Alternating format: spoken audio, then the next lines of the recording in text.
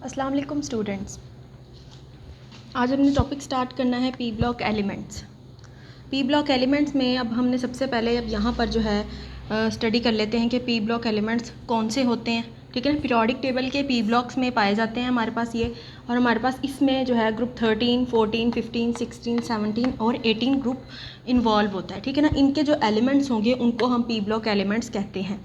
अब इनको P block elements क्यों कहा जाता है, वो इसकी रीज़न ये है कि बेसिकली जो इनके वैलेंस शेल इलेक्ट्रॉन्स है ना, लास्ट में जो हमारे पास जो शेल आता है वो पी होता है।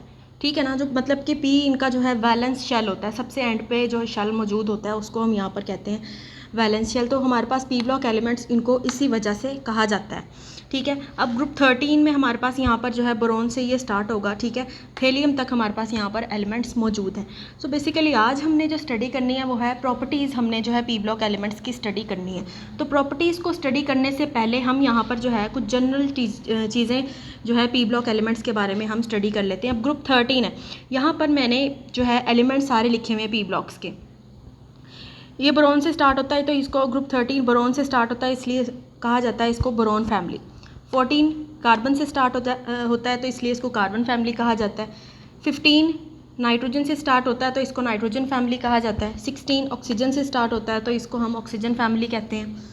ठीक है, 17 fluorine, chlorine, bromine, iodine, astatine इसमें मौजूद है, तो basically these are the halogens, so इसको हैलोजन फैमिली कहा जाता है। और जो लास्ट में हमारे पास 18 ग्रुप है उसमें हमारे पास helium, neon, argon, krypton, xenon, radon मौजूद हैं। So basically these are noble gases. ठीक है ना, सो ये नोबल गैसेस का हमारे पास यहाँ पर जो है ग्रुप मौजूद है।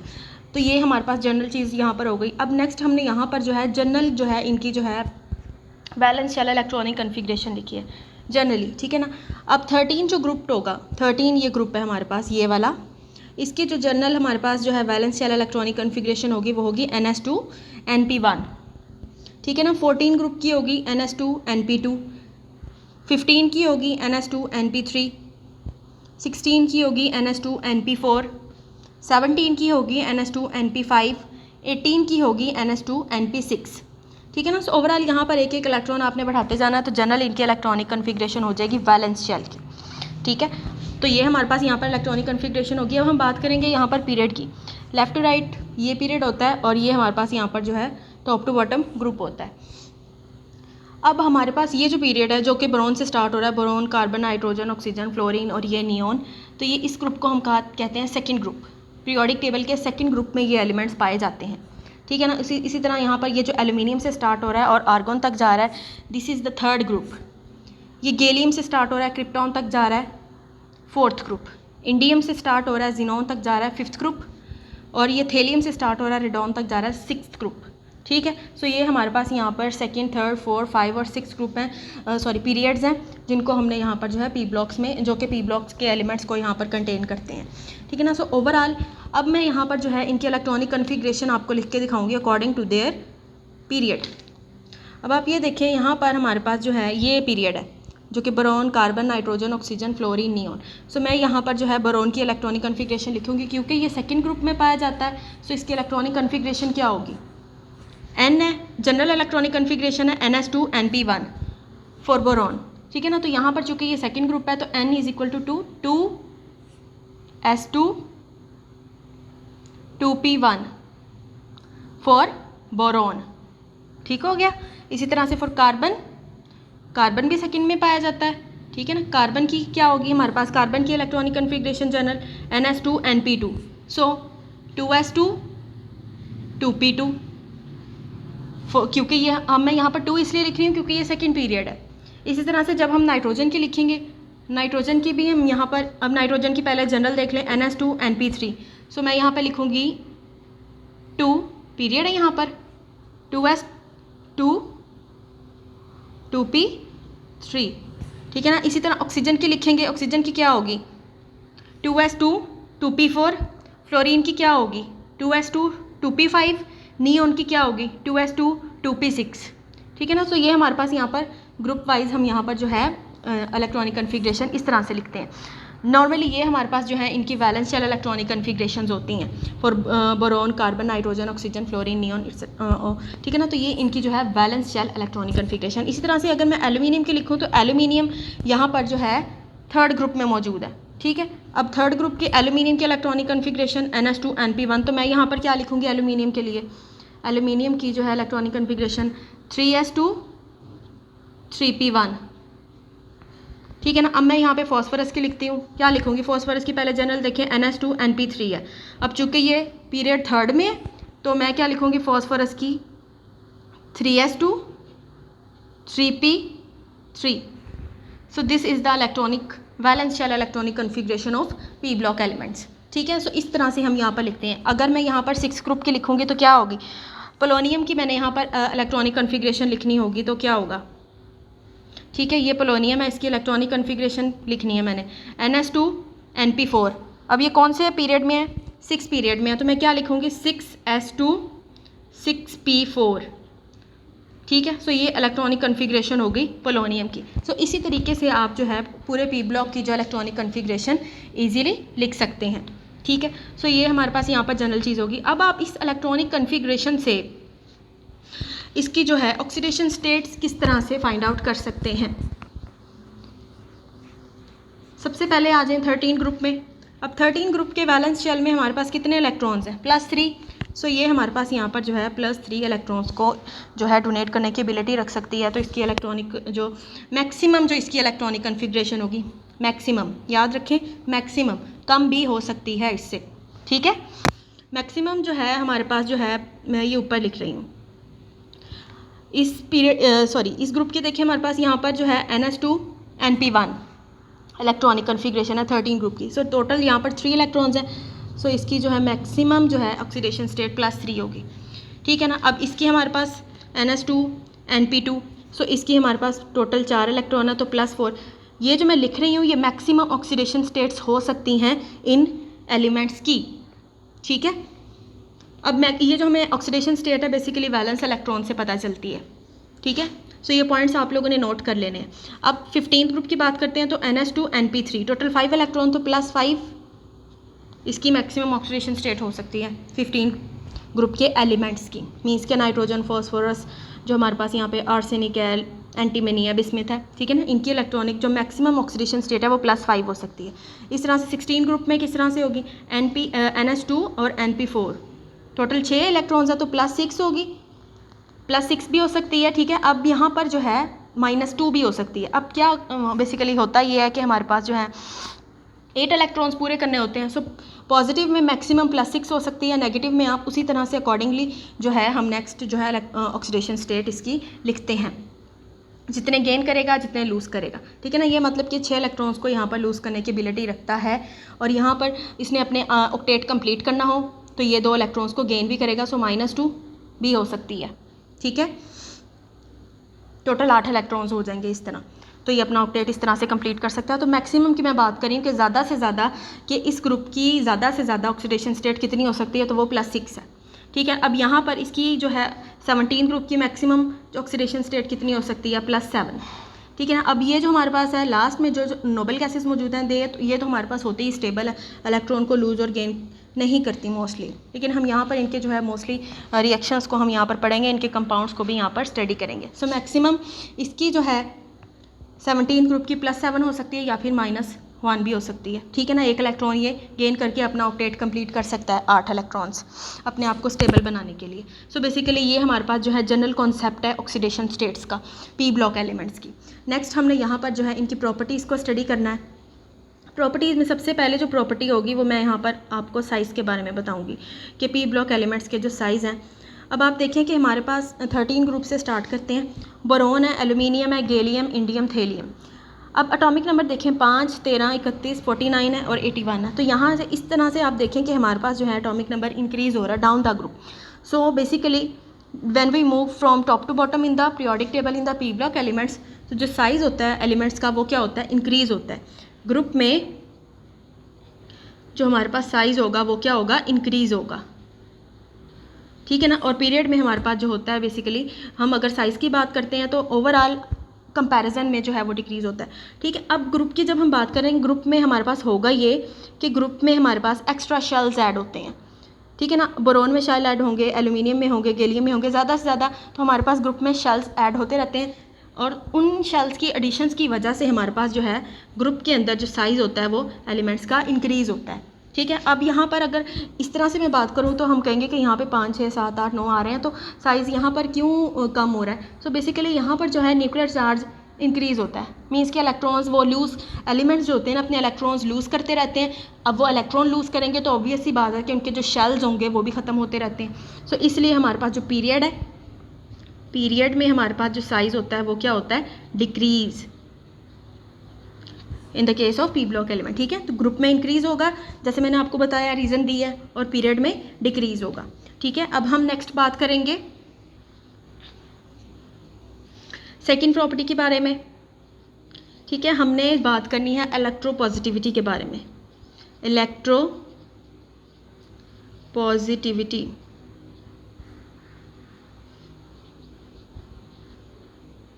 अब इलेक्ट्रोपॉजिटिविटी बेसिकली रिलेटेड होती है आयोनाइजेशन एनर्जी के साथ। Ionisation energy,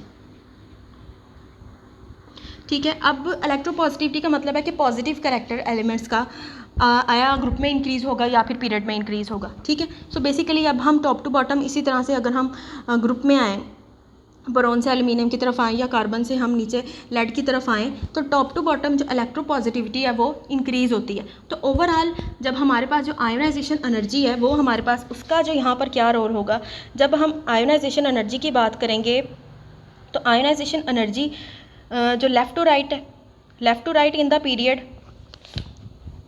left to right in the period electropositivity decrease होगी, सो आयोनाइजेशन एनर्जी इंक्रीज़ होगी। ठीक है, इसी तरह जब हम टॉप टू बॉटम की बात करेंगे तो हमारे पास जो है top to bottom electropositivity increase होगी और आयोनाइजेशन एनर्जी डिक्रीज़ होगी। ठीक, मैं अगेन यहाँ पर लिख देती हूँ, ग्रुप में हमारे पास जो है इलेक्ट्रोपॉजिटिविटी इंक्रीज़ और जो आयोनाइजेशन एनर्जी है वो क्या होगी? डिक्रीज़। इसी तरह से left to right in the period electropositivity क्या होगी? डिक्रीज़ होगी। अब इसका मैं आपको बता देती हूँ किस तरह से है। पीरियड में इलेक्ट्रोपॉजिटिविटी डिक्रीज़ होगी, और इसी तरह से आयोनाइजेशन एनर्जी इंक्रीजेस। ठीक है, अब आप आए इस तरह से कि हम यहाँ पर बोरॉन, एल्यूमिनियम, गैलियम, इंडियम और थेलियम की बात करते हैं, कार्बन, सिलिकॉन, जर्मेनियम, टिन और लेड की बात करते हैं। तो मैंने क्या कहा है कि टॉप टू बॉटम ग्रुप में हमारे पास जो है इलेक्ट्रोपॉजिटिविटी इंक्रीज़ हो रही है। इसका मतलब है कि हमारे पास जो है जब हम पी ब्लॉक में जब हम एलिमेंट्स को अरेंज करते हैं तो स्टार्ट बेसिकली होता है नॉन मेटल से और एंड होता है मेटल से, और मेटल्स की इलेक्ट्रोपॉजिटिविटी हमेशा ज़्यादा होती है। सो बेसिकली ये जो एंड वाले एलिमेंट्स होते हैं ना, इनके अंदर मेटालिक कैरेक्टर पाया जाता है। ठीक है, मेटालिक कैरेक्टर मीन्स के मेटल्स होती हैं। लेड यहाँ पर मेटल है, थेलियम जो है यहाँ पर जो है मेटालिक जो होगी कैरेक्टर को शो करेगी। ठीक है ना, सो ओवरऑल जो हमारे पास जो है इसी तरह से जो इलेक्ट्रोपॉजिटिविटी है वो डिपेंड करती है आयोनाइजेशन एनर्जी पे। ठीक है, आयोनाइजेशन एनर्जी मीन्स कि इलेक्ट्रोपॉजिटिविटी इंक्रीज़ हो रही है, एंड पे हमारे पास जो पी ब्लॉक्स में हमारे पास मेटल्स बन रही हैं और आयोनाइजेशन एनर्जी साथ साथ उन मेटल्स की क्या होगी? डिक्रीज़ होगी। इसी तरह से जब हम पीरियड की बात करेंगे तो पीरियड में हमारे पास इलेक्ट्रोपॉजिटिविटी डिक्रीज़ होती है। अब आप यहाँ पर आए जो है इसके जो है 17th ग्रुप में देखिए, फ्लोरीन, क्लोरीन, ब्रोमीन, आयोडीन, ये हमारे पास बेसिकली मोस्ट इलेक्ट्रोनेगेटिव एलिमेंट्स यहाँ पर मौजूद हैं, इलेक्ट्रोनेगेटिव। तो ओवरऑल जब हम left to right in the period जाते हैं इलेक्ट्रोपॉजिटिविटी क्या होती है? डिक्रीज़ होती है। टॉप टू बॉटम आते हैं इलेक्ट्रोपॉजिटिविटी इंक्रीज़ होती है, क्योंकि हमारे पास ये जो एंड वाले एलिमेंट्स हैं इनका मेटालिक कैरेक्टर ज़्यादा होता है, बेसिकली मेटल्स होती हैं। यहाँ पर देखिए, यहाँ पे लेड मौजूद है, तो लेड क्या होती है? मेटल होती है। ठीक है ना, सो ये हमारे पास यहाँ पे इलेक्ट्रोपॉजिटिविटी का यहाँ पर रोल है, और जो कि रिलेट करती है आयोनाइजेशन एनर्जी के साथ। ठीक है, नेक्स्ट हम इलेक्ट्रोनेगेटिविटी की बात करेंगे। अब इलेक्ट्रोनेगेटिविटी का मैंने आपको थोड़ा सा बता दिया है, आइडिया दे दिया है। इलेक्ट्रोनेगेटिविटी, ठीक है, लेफ़्ट टू राइट हमारे पास इलेक्ट्रोनेगेटिविटी इंक्रीज़ होगी, पीरियड में इलेक्ट्रोनेगेटिविटी क्या होगी, इंक्रीज होगी और ग्रुप में डिक्रीज होगी। सिंपल सी बात है। अभी हमने इलेक्ट्रोनेगेटिविटी पढ़ा है, अभी हमने इससे पहले इलेक्ट्रोपॉजिटिव करैक्टर की बात की है, मतलब कि हमारे पास ग्रुप में इलेक्ट्रोपॉजिटिव करैक्टर इंक्रीज़ हो रहा है, तो ऑब्वियस ही बात है कि इलेक्ट्रोपॉजिटिव करैक्टर इंक्रीज़ हो रहा है इन द ग्रुप, ठीक है ना। और लेफ्ट टू राइट हमारे पास इलेक्ट्रोनेगेटिव करैक्टर यहाँ पर इंक्रीज़ होगा। कि अभी अगेन यहाँ पर जो है हैलोजेंस की आप एग्जांपल देख लें तो बेसिकली दीज आर इलेक्ट्रोनेगेटिव, तो हमारे पास ये जो पीरियड है left to right in the period हमारे पास जो इलेक्ट्रोनेगेटिविटी है वो क्या होगी, इंक्रीज़ होगी और ग्रुप में डिक्रीज़ होगी, क्योंकि ग्रुप में तो हमारे पास यहाँ पर डिफरेंट मेटल्स भी पाई जाती हैं, ठीक है ना। सो ये हमारे पास यहाँ पर जो है इलेक्ट्रोनेगेटिविटी का रोल है। नेक्स्ट हम इसकी जो है करैक्टर की बात करेंगे, एप्लीकेशन की बात करेंगे इस तरह से। नेक्स्ट हम बात करेंगे ऑक्सीडेशन स्टेट। ऑक्सीडेशन स्टेट्स किस तरह से हम यहाँ पर जो है स्टडी करेंगे। Oxidation state and inert pair effect, important point है ये characteristics of P block element में, अनर्ट पेयर इफेक्ट। अब ऑक्सीडेशन स्टेट का मैंने मेन तो आपको आइडिया दे दिया था कि हमारे पास जो है ये डिपेंड करती है वैलेंस इलेक्ट्रॉन्स पे, वैलेंस इलेक्ट्रॉनिक कन्फिग्रेशन पे डिपेंड करेगी। वैलेंस इलेक्ट्रॉन में हमारे पास यहाँ पे टोटल हमारे पास जो 13 ग्रुप है उसमें 3 इलेक्ट्रॉन्स हैं, तो +3 ऑक्सीडेशन स्टेट शो करेगी। Then +14 group +4, 15 +5 and so on, जो मैंने आपको पहले एक्सप्लेन कर चुकी हूँ, ठीक है ना। सो ये हमारे पास यहाँ पर जो है ऑक्सीडेशन स्टेट्स हैं। अब हमने ये देखना है कि आया ये एलिमेंट्स इसी तरह से ऑक्सीडेशन स्टेट्स को शो करते हैं या नहीं करते। सो उसको स्टडी करने के लिए हमें यहाँ पर जो है अनर्ट पेयर इफेक्ट को पढ़ना पड़ेगा कि अनर्ट पेयर इफेक्ट क्या होता है, ठीक है। अब इसको समझने के लिए हम यहाँ पर मैं आपको एग्जांपल एक दे देती हूँ। 13 ग्रुप को हम यहाँ पर स्टडी करेंगे। मैं यहाँ पर जो है इसके एलिमेंट्स अलग से लिख लेती हूँ। बोरॉन, एल्यूमिनियम है, गैलियम है, इंडियम है और हमारे पास यहाँ पर थेलियम। ग्रुप 13 के मैंने एलिमेंट्स को सेपरेट करके लिख लिया है, ठीक है। अब मोस्टली हमारे पास यहाँ पर जो है डाउन द ग्रुप जब हम आते हैं, अब आप देखें कि हमारे पास जो है डाउन द ग्रुप जब हम आएंगे तो इंडियम और थेलियम का जो एटॉमिक हमारे पास यहाँ पर नंबर आ रहा है वो क्या 49, 81, ठीक है। पीरियोडिक टेबल में 49 और 81 इसका जो है नंबर मौजूद है। तो होगा क्या कि इन दोनों एलिमेंट्स के नंबर 49 से लेके 81, 49 से 81 के जो बीच होता है इसके बीच में हमारे पास बहुत सारे जो हैं एलिमेंट्स मौजूद होते हैं, ठीक है ना। अब वो मतलब कि 49 के बीच में कौन सा आएगा, वो एलिमेंट जिसका एटॉमिक नंबर जो है 55 होगा, 56 होगा, 57 होगा, 70 होगा, 75 होगा, ठीक है ना। वो एलिमेंट्स इनके बीच में पाए जाते हैं, मतलब उनका नंबर इनके बीच में आता है 49 से 81 तक। तो वो जो बेसिकली एलिमेंट्स होते हैं वो लेंथेनाइड्स कहलाते हैं, ठीक है, लेंथेनाइड्स, ठीक है। अब लेंथेनाइड्स का बेसिकली जो इलेक्ट्रॉनिक कन्फिग्रेशन जब हम लिखते हैं तो उनका जो वैलेंस शेल होता है वो बेसिकली जो वैलेंस इलेक्ट्रॉन्स होते हैं वो F ब्लॉक में फॉल करते हैं, ठीक है। ये आप लोगों ने इतना याद रखना है कि हमारे पास इंडियम से लेके थेलियम तक जो हमारे पास मतलब 49 से 81 के बीच में जितने भी एलिमेंट्स आ रहे हैं 14 ऑलमोस्ट एलिमेंट्स होते हैं जिनको हम लेंथेनाइड्स कहते हैं, ठीक है ना। अब लेंथेनाइड्स की ये प्रॉपर्टी है कि इसको जो वैलेंस इलेक्ट्रॉन है F ब्लॉक तक, F जो है हमारे पास शेल तक, F सब शेल तक, उसके अंदर जो है F सब शेल में उसके जो है वैलेंस इलेक्ट्रॉन फिल होते हैं।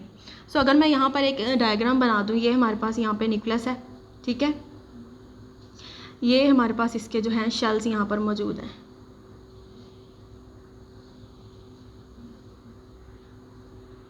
ठीक है। ये यहाँ पर मैंने इसके जो हैं शेल्स बना दिए।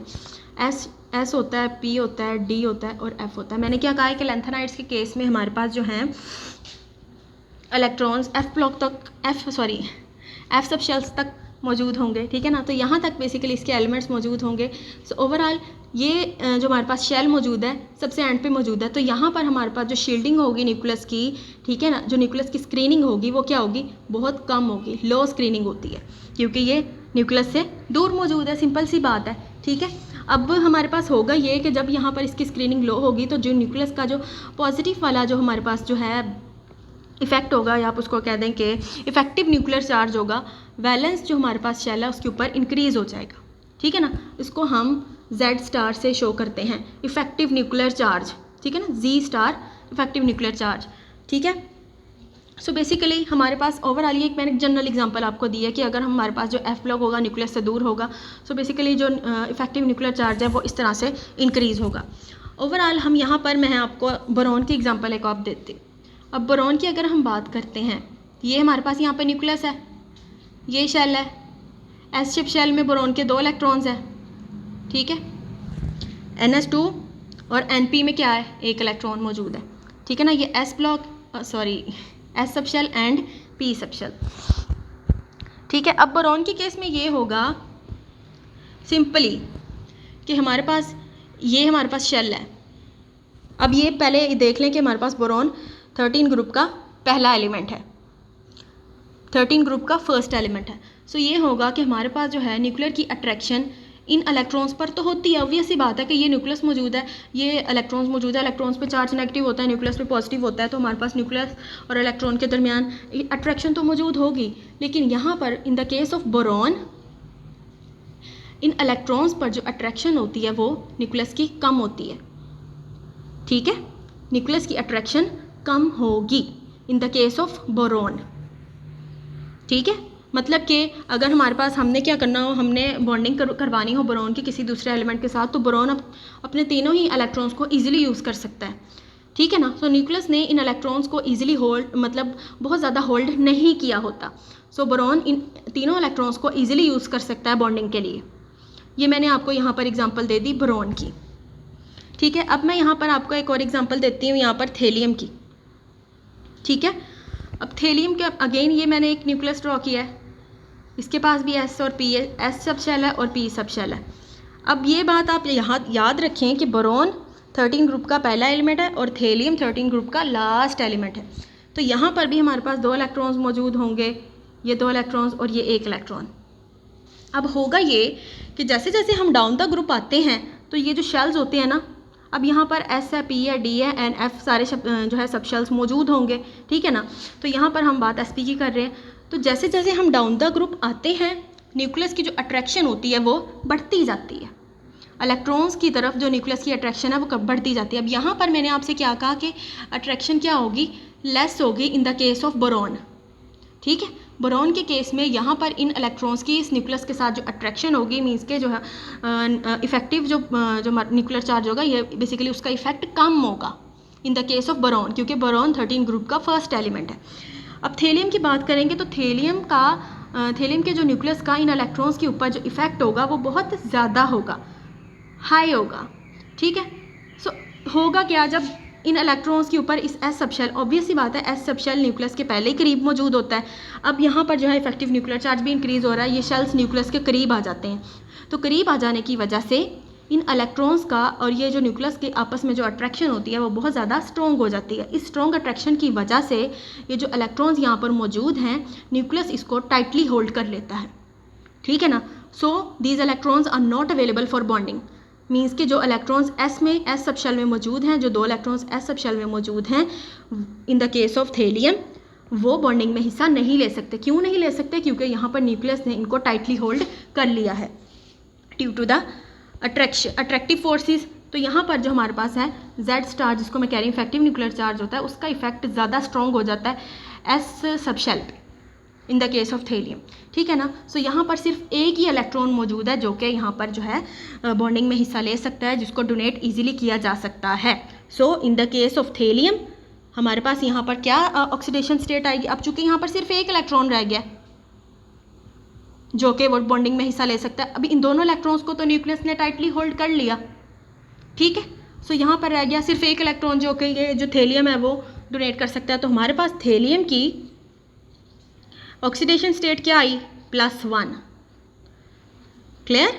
अब यहाँ पर मैं आपको नट पेयर इफेक्ट का बता दूँ। अब ये जो पेयर है जो कि न्यूक्लियस ने जिस पेयर को होल्ड कर लिया, 2 इलेक्ट्रॉन्स को होल्ड कर लिया है जो कि बॉन्डिंग में हिस्सा नहीं ले सकते, उनको हम अनर्ट पेयर कहते हैं, ठीक है ना। ये जो पेयर यहाँ पर मौजूद है, ये जो एस के 2 इलेक्ट्रॉन्स मौजूद हैं, NH2 के जो 2 इलेक्ट्रॉन्स मौजूद हैं जिनको न्यूक्लियस ने टाइटली होल्ड कर लिया है, इसको हम यहाँ पर कहते हैं अनर्ट पेयर। और ओवरऑल इस इफेक्ट को हम बोलते हैं अनर्ट पेयर इफेक्ट, कि न्यूक्लियस की जो अट्रैक्टिव जो फोर्सेस होती हैं वो इलेक्ट्रॉन्स को होल्ड कर लेती हैं और इलेक्ट्रॉन पेयर को होल्ड कर लेंगी, जो कि उसके करीब जो शेल मौजूद होगा उसके इलेक्ट्रॉन्स को होल्ड कर लेंगी, और वो जो इलेक्ट्रॉन पेयर होगा उसको हम अनर्ट पेयर बोलेंगे, ठीक है। और overall this effect is known as inert pair effect, ठीक है। अब इस हिसाब से हम यहाँ पर जो है ऑक्सीडेशन स्टेट्स जो कि लास्ट एलिमेंट्स है हर ग्रुप के, इस तरह से जो है वो अपने 2 इलेक्ट्रॉन्स को लूज़ कर देगा और उसकी ऑक्सीडेशन स्टेट देन हम लिखेंगे। अब फर्स्ट की थेलियम है, इसने अपने 2 इलेक्ट्रॉन्स जो कि न्यूक्लियस ने होल्ड कर लिए, उसके बाद 1 इलेक्ट्रॉन इसके पास रह गया, तो थेलियम की जो हमारे पास ऑक्सीडेशन स्टेट आ गई वो +1। इसी तरह से 14 ग्रुप में एक और चीज़, ये जो हमारे पास इनर्ट पेयर इफेक्ट है 13, 14 और 15 ग्रुप्स के एलिमेंट्स ही इसको फॉलो करते हैं, ठीक है ना। हमारे पास ये जो लास्ट 2 एलिमेंट्स हैं मोस्टली ये जो हमारे पास एलिमेंट्स होंगे फॉलो करेंगे इनर्ट पेयर इफेक्ट को, और ओवरऑल 13, 14 और 15 ग्रुप्स, इन तीनों में हमारे पास इनर्ट पेयर इफेक्ट मूव करता है। 16, 17, 18 में मूव नहीं करता। अब क्यों नहीं करता इसका मैं रीज़न आपको बता देती हूँ।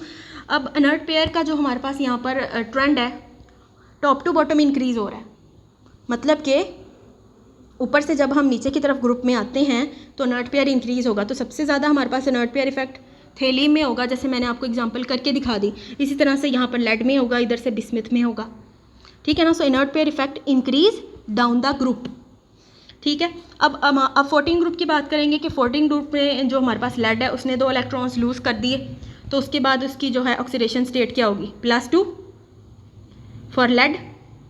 इसी तरह से 15 ग्रुप की, इसने भी अपने ये 2 s के इलेक्ट्रॉन लूज़ कर दिए, दैन इसकी ऑक्सीडेशन स्टेट क्या होगी, +3, ठीक है। तो ये हमारे पास बिस्मिथ की इलेक्ट्रॉन ऑक्सीडेशन स्टेट क्या होगी, +3। सो ओवरऑल यहाँ पर इन्होंने 2 जो है इनकी जो ऑक्सीडेशन स्टेट है 2 यूनिट्स कम हो गई है, मतलब कि एक्चुअल जो इनकी हमने वैलेंस या इलेक्ट्रॉनिक कन्फिग्रेशन के अकॉर्डिंग की ऑक्सीडेशन स्टेट, इसलिए मैंने आपको स्टार्ट में कहा था कि ये मैक्सिमम ऑक्सीडेशन स्टेट है, इससे कम भी हो सकती है। तो मैक्सिमम ऑक्सीडेशन स्टेट क्या होगी, +3, और मिनिमम हमारे पास होगी +1, इधर +4।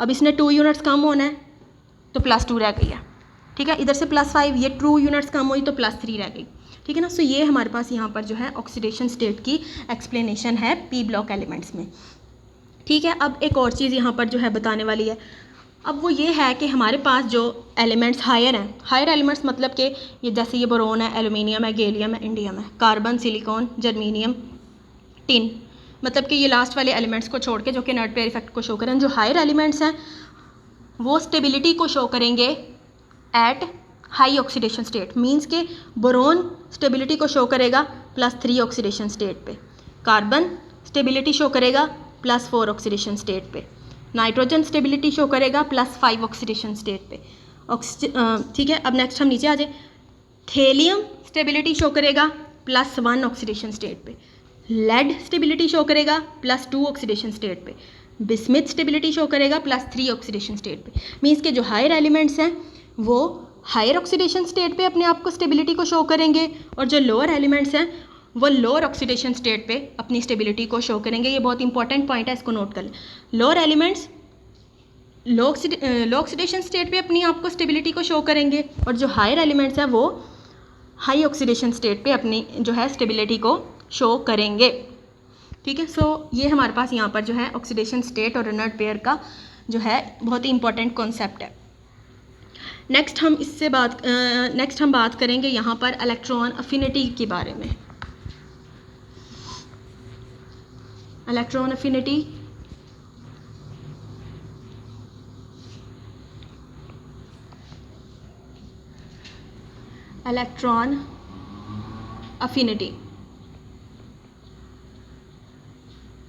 ठीक है। अब इलेक्ट्रॉन अफिनिटी जो होती है लेफ़्ट टू राइट पीरियड में हमारे पास यहाँ पर इंक्रीज़ होती है, पीरियड में इंक्रीज़ होगी और ग्रुप में डिक्रीज़ होगी, ठीक है। अच्छा जी, इनर्ट पेयर इफेक्ट की मैं आपको यहाँ पर एक एग्जांपल भी बताऊँगी एंड पे, लेक्चर के एंड पे मैं आपको यहाँ पर एक इसकी जो है ऑर्डर करके आपको दिखा दूँगी, ठीक है। अब हम इलेक्ट्रॉन अफिनिटी की बात करते हैं। पीरियड में हमारे पास इलेक्ट्रॉन अफिनिटी इंक्रीज़ हो रही है, लेकिन पीरियड की ही हम पहले बात करेंगे, लेकिन कुछ एलिमेंट्स इस तरह के हैं जो कि इस जो है ट्रेंड को फॉलो नहीं करते, ठीक है। अब हमारे पास कुछ एलिमेंट्स इस तरह के हैं, जैसे कि यहाँ पर जो है नाइट्रोजन मौजूद है, ये नाइट्रोजन और ये नियॉन, ये फास्फोरस और ये आर्गॉन। नाइट्रोजन, हम पीरियड की पहले बात करें, नाइट्रोजन और नियॉन यहाँ पर जो है नॉर्मल बिहेवियर को शो करेंगे। इसी तरह से जो फास्फोरस है और जो हमारे पास ये आर्गॉन मौजूद है, ये यहाँ पर जो है एबनॉर्मल बिहेवियर को शो करेंगे। मीन्स के पीरियड में इलेक्ट्रॉन जो है अफिनिटी इंक्रीज़ हो रही है, लेकिन इनकी इलेक्ट्रॉन अफिनिटी डिक्रीज़ होगी पीरियड में। क्यों? अब यहाँ पर रीज़न इसकी ये है कि जो नाइट्रोजन एंड फॉस्फोरस है बेसिकली स्टेबिलिटी को शो करते हैं। इनके जो वैलेंस ऑर्बिटल्स होते हैं वो स्टेबिलिटी को शो करते हैं। ओवरऑल यहाँ पर जो रीज़न है वो स्टेबिलिटी ही है। नाइट्रोजन और फॉस्फोरस यहाँ पर स्टेबिलिटी को शो करेंगे, इनके ऑर्बिटल्स यहाँ पर जो है स्टेबिलिटी को शो करेंगे। अगर हम नियॉन की बात करें और आर्गॉन की बात करें तो ये तो हैं ही हमारे पास नोबल गैसेस जो कि होती स्टेबल है, इनकी इलेक्ट्रॉनिक कन्फिग्रेशन भी स्टेबल है, ठीक है ना। सो ये इलेक्ट्रॉन अगेन करती हैं ना लूज़ करती हैं। सो बेसिकली इनकी इलेक्ट्रॉन अफिनिटी हम मोस्टली ज़ीरो काउंट करते हैं। और जब नाइट्रोजन एंड फॉस्फोरस यहाँ पर जो है स्टेबिलिटी को शो करते हैं, इनके जो ऑर्बिटल्स होते हैं अपने इलेक्ट्रॉन्स की जो हाफ फिल्ड इलेक्ट्रॉन्स की वजह से अपने आप को जो स्टेबल बनाने की कोशिश करते हैं, इसलिए जो है नाइट्रोजन एंड फॉस्फोरस की इलेक्ट्रॉन अफिनिटी पीरियड में कम होती है। सो ये यहाँ पर जो है एबनॉर्मल बिहेवियर को शो करते हैं। इसी तरह से अब ग्रुप की बात करते हैं, ठीक है। ग्रुप की बात करेंगे तो ग्रुप में हमारे पास जो है इलेक्ट्रॉन अफिनिटी डिक्रीज़ हो रही है, कम हो रही है, ठीक है। अब यहाँ पर भी कुछ एलिमेंट्स इस तरह के हैं जो कि अब नॉर्मल बिहेवियर को शो करेंगे। अब अगेन जो है टेबल की तरफ आ जाएं। अब ये हमारे पास बोरॉन है, ये हमारे पास सेकंड नंबर पे एल्यूमिनियम है, ठीक है ना। सो मोस्टली ये जो एलिमेंट्स हैं स्टार्ट में मौजूद, boron, carbon, nitrogen, oxygen, fluorine, neon, इनका कंपैरिजन अगर हम इनके जो नीचे एलिमेंट्स मौजूद हैं, जैसे बोरॉन के नीचे एल्यूमिनियम है, कार्बन के नीचे सिलिकॉन है, फॉस्फोरस है, ऑक्सीजन के नीचे सल्फ़र है, क्लोरीन है, आर्गोन है, इनके साथ अगर हम कंपैरिजन करें तो हमारे पास ये जो थर्ड पीरियड वाले जो एलिमेंट्स हैं इनकी इलेक्ट्रॉन अफिनिटी ज़्यादा होगी as compare to the first element. Means के मैं यहाँ पर ऑर्डर लिख रही हूँ कि एल्यूमिनियम है उसकी जो है इलेक्ट्रॉन अफिनिटी ज़्यादा होगी एज़ कम्पेयर टू बोरॉन। इसी तरह से मैं यहाँ पर लिख रही हूँ सिलिकॉन है, ये सेकंड नंबर पे जो मौजूद है, इसकी इलेक्ट्रॉन अफिनिटी ज़्यादा होगी as compare to carbon. Phosphorus की इलेक्ट्रॉन अफिनिटी ज़्यादा होगी as compare to nitrogen. Means elements जो इनके बिलो जो एलिमेंट्स हैं उनकी जो है इलेक्ट्रॉन अफिनिटी ज़्यादा है। अब इसका रीज़न ये है, इसका रीज़न सिंपल सा है कि हमारे पास ड्यू टू स्मॉल साइज़, ये एक छोटा सा रीज़न है इसका कि जो हमारे पास एलिमेंट्स मौजूद हैं boron, carbon, nitrogen, oxygen, fluorine, इनका जो साइज़ है वो छोटा होता है as compare to aluminium, silicon, phosphorus. अब इलेक्ट्रॉन अफिनिटी की डेफिनेशन के अकॉर्डिंग अगर हमने यहाँ पर इलेक्ट्रॉन्स को ऐड करना हो बोरॉन में, इलेक्ट्रॉन्स को ऐड करना हो कार्बन में, इलेक्ट्रॉन्स को ऐड करना हो नाइट्रोजन में, सो बेसिकली इनका जो है इनके जो इन एलिमेंट्स में इलेक्ट्रॉन अट्रैक्शन स्टार्ट हो जाती है, इलेक्ट्रॉन डेंसिटी बढ़ जाती है, मतलब कि इलेक्ट्रॉन्स की अमाउंट, इलेक्ट्रॉन्स की तादाद बढ़ जाती है, ठीक है ना। तो उस तादाद बढ़ने, इलेक्ट्रॉन डेंसिटी के इंक्रीज़ होने की वजह से इलेक्ट्रॉन का जो यहाँ पर जो है रिपल्जन जो है वो स्टार्ट हो जाती है, क्योंकि इनका साइज़ जो है स्मॉल है, ये बहुत ज़्यादा इलेक्ट्रॉन्स को मतलब अपने अंदर रखने की कैपेबल नहीं होते, बहुत ज़्यादा इलेक्ट्रॉन्स को रख नहीं सकते। सो इनके अंदर जब हम इलेक्ट्रॉन्स मज़ीद ऐड करते हैं, जो कि boron, carbon, nitrogen, oxygen, fluorine second period के जो एलिमेंट्स हैं उनके अंदर अगर हम मज़ीद इलेक्ट्रॉन्स ऐड करें तो उनके अंदर इलेक्ट्रॉन रिपल्जन स्टार्ट हो जाती है, जिसकी वजह से जो इनकी इलेक्ट्रॉन अफिनिटी है वो क्या होती है, डिक्रीज़ हो जाती है। सो ये हमारे पास यहाँ पर जो है इफेक्ट है इलेक्ट्रॉन अफिनिटी का टी ब्लॉक्स एलिमेंट पे। नेक्स्ट हम यहाँ पर बात करेंगे oxidising and reducing property, oxidising and reducing property. अब सबसे पहले हम बात करेंगे ऑक्सीडाइजिंग के बारे में, ऑक्सीडाइजिंग एजेंट्स के बारे में। ऑक्सीडाइजिंग एजेंट्स बेसिकली वो होते हैं जो दूसरे एलिमेंट को तो ऑक्सीडाइज करेंगे लेकिन खुद क्या होते हैं, ऑक्सीडाइज करेंगे लेकिन खुद क्या हो जाते हैं, रिड्यूस हो जाते हैं, ठीक है। दूसरे को ऑक्सीडाइज करेंगे और ख़ुद क्या हो जाएंगे, रिड्यूस, ठीक है ना। तो ये हमारे पास ऑक्सीडाइजिंग एजेंट की सिंपल सी डेफिनेशन है कि वो एलिमेंट्स या वो स्पीशीज़ जो कि दूसरे एलिमेंट को तो ऑक्सीडाइज कर रहे हैं लेकिन खुद क्या हो रहे हैं, रिड्यूस हो रहे हैं। सो इसको हम कहते हैं oxidising agent. So basically P blocks element की जो ऑक्सीडाइजिंग प्रॉपर्टी होती है वो डिपेंड करती है इलेक्ट्रॉन अफिनिटी पे। इससे पहले अभी हमने जो इलेक्ट्रॉन अफिनिटी का पढ़ा उसी के ऊपर यहाँ पर जो है ये प्रॉपर्टी डिपेंड करेगी। ऑक्सीडाइजिंग प्रॉपर्टी किस पे डिपेंड करेगी, इलेक्ट्रॉन अफिनिटी पे। अभी हमने क्या कहा था, इलेक्ट्रॉन अफिनिटी पीरियड में इंक्रीज़ हो रही है और ग्रुप में डिक्रीज़ हो रही है। सो यहाँ पर ये होगा कि हमारे पास जो वो एलिमेंट्स जिनकी इलेक्ट्रॉन अफिनिटी ज़्यादा है, ठीक है, वो इलेक्ट्रॉन्स को गेन करने की कैपेबिलिटी रखते हैं, ठीक है ना। Left to right electron affinity का ट्रेंड अभी हमने इससे पहले पढ़ा है, पीरियड में क्या होती है, इंक्रीज़ हो रही है, ठीक है ना। अब जिन एलिमेंट्स की इलेक्ट्रॉन अफिनिटी इंक्रीज़ हो रही है, इसका मतलब ये है कि वो ज़्यादा से ज़्यादा इलेक्ट्रॉन्स को अटेन करने के अपने अंदर जो है कैपेबल होते हैं, इलेक्ट्रॉन्स को ज़्यादा से ज़्यादा अपने पास रख सकते हैं, ज़्यादा से ज़्यादा इलेक्ट्रॉन्स रख सकते हैं अपने पास। सो ये हमारे पास यहाँ पर अब वो इलेक्ट्रॉन्स जो ज़्यादा से ज़्यादा इलेक्ट्रॉन्स अपने पास रख सकते हैं, उनकी जो ऑक्सीडाइजिंग प्रॉपर्टी होती है वो ज़्यादा होती है, मतलब कि वो स्ट्रॉन्गर ऑक्सीडाइजिंग एजेंट्स होते हैं, ठीक है। पीरियड में ओवरऑल अगेन मैं बता देती हूँ, ऑक्सीडाइजिंग प्रॉपर्टी हम डिस्कस कर रहे हैं, ऑक्सीडाइजिंग एजेंट्स की बात हम कर रहे हैं। तो ऑक्सीडाइजिंग एजेंट बेसिकली डिपेंड करेंगे property of electron affinity. So electron affinity किस में इंक्रीज़ होती है, पीरियड में इंक्रीज़ होती है। सो इसका मतलब ये है कि जो पीरियड के एलिमेंट्स होंगे वो ज़्यादा से ज़्यादा इलेक्ट्रॉन को अट्रैक्ट करने के, अटेन करने के कैपेबल होंगे, ठीक है, ज़्यादा से ज़्यादा इलेक्ट्रॉन्स रख सकते हैं। सो वो एलिमेंट्स जो कि ज़्यादा से ज़्यादा इलेक्ट्रॉन्स रख सकते हैं, these are the stronger oxidising agents. Clear. अब हम नेक्स्ट बात करेंगे रिड्यूसिंग एजेंट्स के बारे में। अब जो रिड्यूसिंग एजेंट्स होते हैं, सिंपली यहाँ पर हम रिड्यूसिंग एजेंट के पहले जो है डिफाइन कर लें क्या होता है। अब ये रिड्यूस करेंगे और ख़ुद क्या हो जाएंगे, दूसरे एलिमेंट को तो रिड्यूस करेंगे और ख़ुद ऑक्सीडाइज हो जाएंगे, ठीक है ना। अब ये जो प्रॉपर्टी होती है डिपेंड करती है आयोनाइजेशन एनर्जी पे, आयोनाइजेशन एनर्जी। अब आयोनाइजेशन एनर्जी यहाँ पर हम ग्रुप की बात करेंगे। आयोनाइजेशन एनर्जी ग्रुप में क्या होती है, डिक्रीज़ होती है, ग्रुप में डिक्रीज़ हो रही है, ठीक है, आयोनाइजेशन एनर्जी। अब जैसे जैसे हमारे पास जब हम टॉप टू बॉटम ग्रुप की तरफ आते हैं, सो जो आयोनाइजेशन एनर्जी है उसका जो हमारे पास इफेक्ट है वो क्या हो रहा है, डिक्रीज़ होती जा रही है। जो हमारे पास यहाँ पर जो है डिक्रीज़ हो रही है, डिक्रीज़ होने का मतलब ये है कि वो इलेक्ट्रॉन को लूज़ करने के लिए एबिलिटी बहुत ईजीली यहाँ पर जो है रखती है, ठीक है ना। मीन्स के मतलब ये है मेरी बात का कि जैसे जैसे हम टॉप टू बॉटम ग्रुप में आते हैं, आयोनाइजेशन एनर्जी क्या होगी, कम होगी, और जो एलिमेंट्स यहाँ पर मौजूद हैं इलेक्ट्रॉन को जो उनका लूज़ करने की एबिलिटी है वो बढ़ती जाएगी। मीन्स कि अगर हम यहाँ पर सबसे लास्ट थेलियम की बात करें तो इसने ईजिली यहाँ पर जो है 2 इलेक्ट्रॉन्स को लूज़ किया है। सो इसके इलेक्ट्रॉन लूज़ करने की एबिलिटी ज़्यादा है, मतलब कि इसकी आयोनाइजेशन एनर्जी कम है, ठीक है ना। सो इसको हम कह देंगे कि ये हमारे पास यहाँ पर जो है रिड्यूसिंग एजेंट्स हैं, ठीक है ना। तो हम टॉप टू बॉटम आते हैं, हमारे पास मोस्टली यहाँ पर जो है मेटल्स मौजूद होती हैं।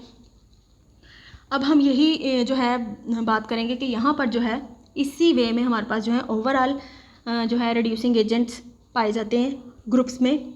जब हम टॉप टू बॉटम आएंगे, आयोनाइजेशन जो हमारे पास एनर्जी है वो कम होगी। अब जिन जिन एलिमेंट्स की आयोनाइजेशन एनर्जी कम होगी, these are the stronger reducing agents, ठीक है। तो यहाँ पर हम थेलियम की बात करेंगे, लेड की बात करेंगे। सो ये यहाँ पर हमारे पास क्या है, रिड्यूसिंग एजेंट्स हैं। ओवरऑल ये हमारे पास यहाँ पर जो है ऑक्सीडाइजिंग और रिड्यूसिंग प्रॉपर्टी है। ऑक्सीडाइजिंग प्रॉपर्टी डिपेंड करती है इलेक्ट्रॉन अफिनिटी पर, और जो रिड्यूसिंग प्रॉपर्टी होती है डिपेंड करती है आयोनाइजेशन एनर्जी पर। ऑक्सीडाइजिंग प्रॉपर्टी इंक्रीज़ होगी लेफ़्ट टू राइट जैसे जैसे इलेक्ट्रॉन अफिनिटी इंक्रीज़ होती है, ठीक है ना। तो वो एलिमेंट्स हमारे पास बेटर ऑक्सीडाइजिंग एजेंट्स होंगे।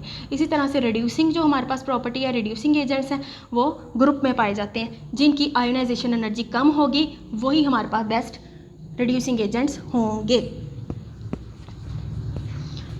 अब लास्ट में हम यहाँ पर जो है 1-2 एग्जांपल मैं आप लोगों को बता दूँ, जो कि हमने इनर्ट पेयर इफ़ेक्ट हमने पढ़ा है। मैंने इनर्ट पेयर इफ़ेक्ट में आप लोगों को बताया था कि वो एलिमेंट्स, यहाँ पर एक एग्जांपल मौजूद है जी, जर्मेनियम +2 है हमारे पास, SN +2 है और PB +2 है, ठीक है।